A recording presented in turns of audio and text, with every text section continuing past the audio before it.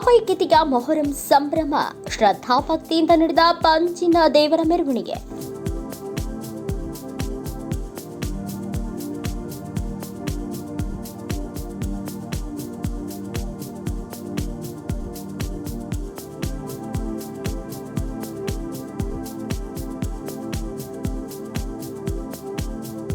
ತಾಲೂಕಿನ ಗಡಿಭಾಗದ ಧೂಳಖೇಡ ಗ್ರಾಮದಲ್ಲಿ ಮುಸ್ಲಿಂ ಹಾಗೂ ಹಿಂದೂ ಬಾಂಧವರು ಭಾವೈಕ್ಯತೆಯಿಂದ ಬುಧವಾರದಂದು ಆಚರಿಸಿದರು. ಇಲ್ಲಿನ ಮಸೀದಿಯಲ್ಲಿ 10 ದಿನಗಳ ಕಾಲ ಪಂಚದೇವರುಗಳನ್ನು ಪ್ರತಿಷ್ಠಾಪಿಸಿ ಹೂವಿನ ಅಲಂಕಾರ ಹಾಗೂ ವಿಶೇಷ ಪೂಜೆಯೊಂದಿಗೆ ಆರಾಧನೆ ಮಾಡಲಾಯಿತು.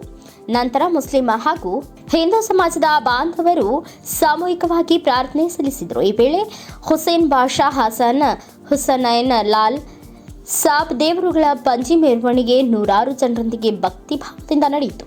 ಈ ಸಂದರ್ಭದಲ್ಲಿ 10 ಭಕ್ತರು ಕೆಂಡಪ್ಪನ ದೇವರ ಸ್ಮರಣೆಯೊಂದಿಗೆ ತುಳಿದು ತಮ್ಮ ಹರಕೆಯನ್ನು ತೀರಿಸಿದರು. ವರದಿಗಾರ ವಿಠಲ್ ಕೊಡತೆ, ಚಡ್ಚಣ.